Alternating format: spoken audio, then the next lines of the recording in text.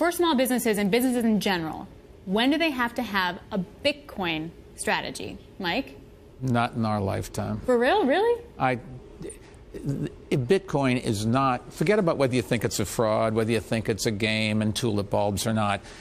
The small businesses have to worry about how they're going to attract 5 people to produce a product, how they're going to figure out how to sell it and keep the door open and clean up at the end of the day. Small businesses are where the rubber meets the road. They're not dealing in extensive financial transactions. They're dealing in trying to create products that people want to buy. And it's one person selling to one person, much more so than all of the things we talk about. So let's broaden that out, Lloyd. You have not rejected or endorsed Bitcoin, no. Okay? But when does Goldman have to have a Bitcoin strategy? Have to have it? Yeah. Not today. I mean, I said when. I'd say life must be really, really rosy if this is what we're talking about.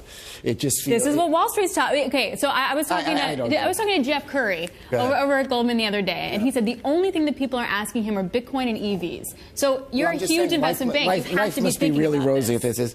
Yes, I'm thinking about it because I get asked about it. I said, look, where I am is it's not for me, but there's a lot of things that weren't for me in the past that worked out very well. If you told me that if it was 20 years forward and it worked out, I could tell you why it worked out. But based on everything I know, I'm not guessing that it will work out. But I can't say, I'm not going to stand there and be strident and say it's a fraud. It can't, because it might. Alex, I think also people confuse Bitcoin with BitChain.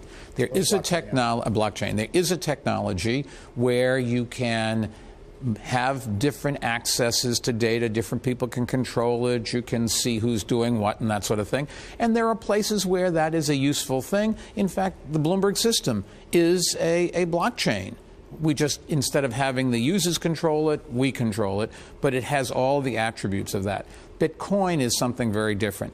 Bitcoin, and there's a whole bunch of cryptocurrencies that have been started every day. You have a new one. That's something very different. And whether or not the governments of the world will lose control of monetary policy, I'm skeptical. They're just not going to let that happen, and they shouldn't. Something that moves up and down 20% in a day doesn't feel like a current, doesn't feel like a store and it's value. just being quoted up and down. There's no value. Maybe not a currency, but Jeff Curry told me it was a commodity, and that goes to your expertise, Lloyd. You grew up in the commodity business. So talk to me about what are the unregulated trading world of Bitcoin? Like, where's the fraud going to come? The whole concept is...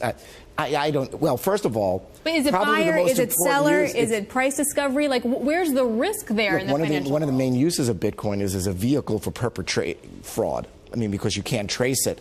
There's no payment. So is cash sometimes. So is cash, but guess what? It's hard to accumulate cash sometimes. Yeah, but the world is going in a different direction. If you think about it, go look in China, where they're basically getting rid of cash. Everybody is paying with their smartphones. People who are begging in the streets have a little sign next to where they're sitting in the streets. These are people who really need help from society. Instead, they're sitting there begging for money. They have a sign with a code on it, a QR code. If you want to give them money, you point your cell phone at the QR code, hit a button, and they have a bank account. And that's the way they're getting their money. China is heading in the direction, and they've gone a very large way, as is India, starting to do the same thing, of getting rid of cash. And one of the reasons is that you can then stop the black market and stop the drug dealers, and you can track where all the currency is going.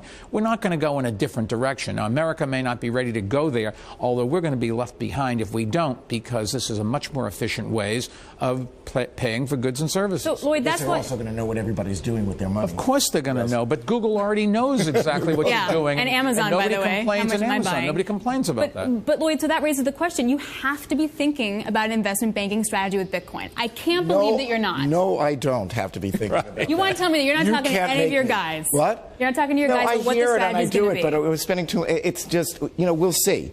If it works out and it gets more established and it trades like a store of value and it doesn't move up and down 20% and there's liquidity in it, we'll get to it. But you asked me, the original question was, when do small business people have to think about their Bitcoin strategy?